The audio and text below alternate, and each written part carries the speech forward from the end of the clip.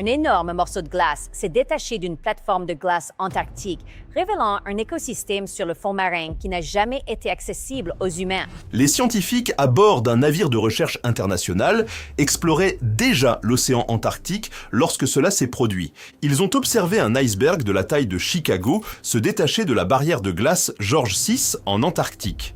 12 jours plus tard, ils ont envoyé un robot pour examiner ce qui avait été scellé sous 152 mètres de glace pendant des siècles. Le ROV est descendu jusqu'à 1300 mètres. Les caméras se sont allumées et ce qui est apparu sur les écrans a laissé le docteur Patricia Esquette sans voix. Quelque chose bougeait dans l'obscurité. De grands organismes dérivaient à travers le cadre, de plus petites créatures se dispersaient sur les rochers. Le mouvement était partout. Le pilote a augmenté l'intensité des lumières et l'équipe a vu l'impossible. De la vie, non pas quelques survivants isolés, mais une communauté florissante. L'iceberg, baptisé A84, s'est détaché de la barrière de glace George VI le 13 janvier 2025, exposant 542 km² de fond marin, privé de lumière et de nutriments de surface pendant possiblement des centaines d'années.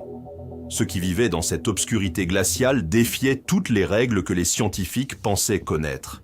D'énormes éponges mesurant près d'1 mètre de hauteur, des forêts de coraux, des pieuvres, des poissons des glaces, des araignées de mer de la taille d'une assiette à dîner, une gigantesque méduse fantôme avec des bras buccaux s'étirant sur 10 mètres.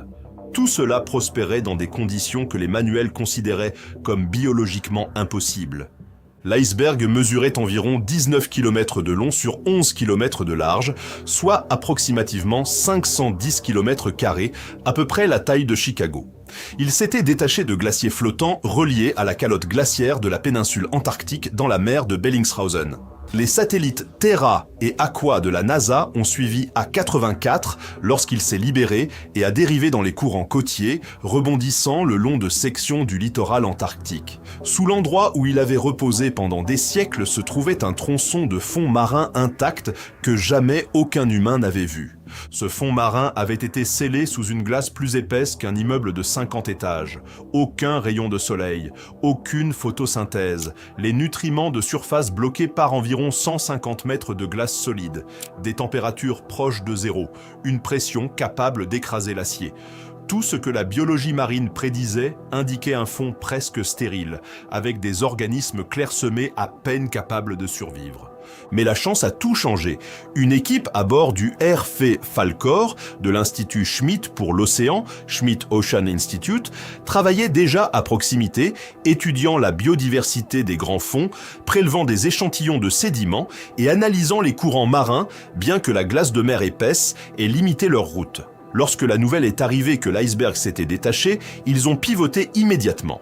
Le docteur Patricia Esquette, du Centre d'études environnementales et marines de l'Université d'Aveiro, a déclaré plus tard que la décision avait été instantanée. Ils ont changé de cap pour explorer ces profondeurs nouvellement exposées. 12 jours après l'événement de détachement, ils sont arrivés en tant que premiers humains à investiguer une région cachée sous la glace depuis une durée inconnue.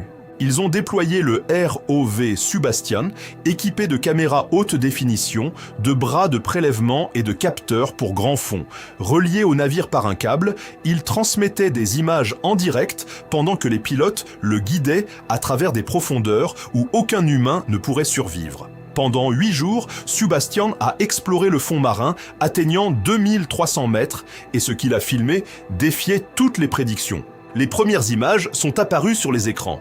Les scientifiques se sont penchés en avant, puis quelqu'un a poussé un cri de surprise. Le fond marin n'était pas vide, il était vivant. Des éponges s'aggloméraient sur les rochers, certaines mesurant presque 2 mètres de haut. Des organismes qui devaient croître depuis des décennies, peut-être des siècles. Les éponges poussent lentement, parfois moins de 2 cm par an, donc leur taille suggérait quelque chose d'extraordinaire.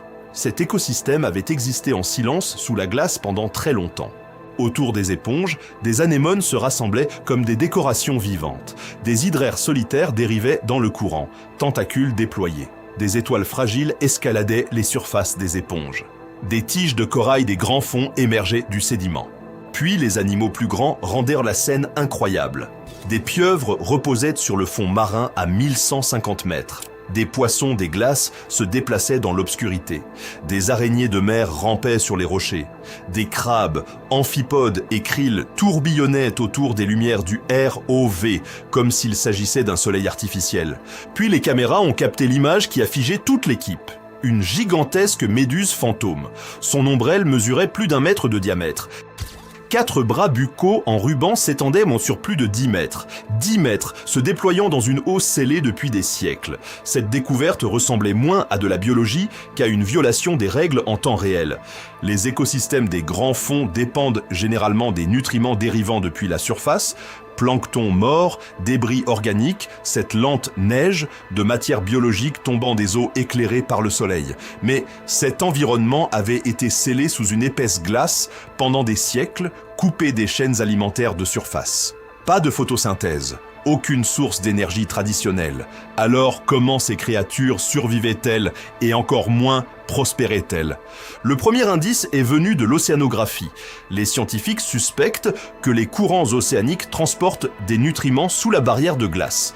Des flux sous-marins entrent et sortent de cette partie de l'Antarctique. Et l'eau de fonte provenant de la barrière de glace George VI pourrait transporter des particules organiques, des nutriments dissous et des composés chimiques transformés par des bactéries.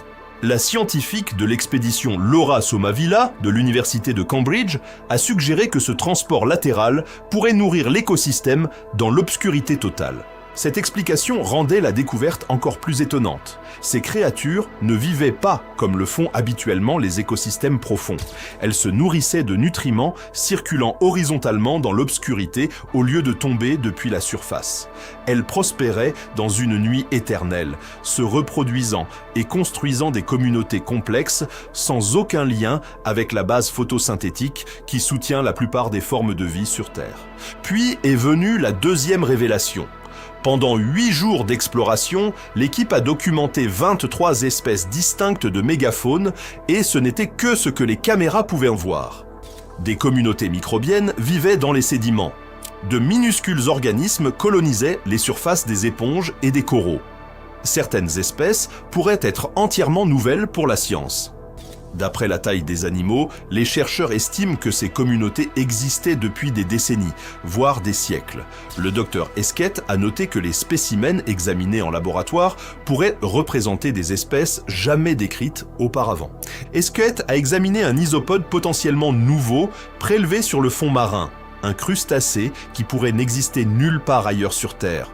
Les scientifiques prévoient des années de travail pour cataloguer toutes les découvertes. Les implications évolutives sont énormes. L'Antarctique a été isolée pendant des millions d'années par le courant circumpolaire antarctique, un puissant système océanique entourant le continent comme un fossé.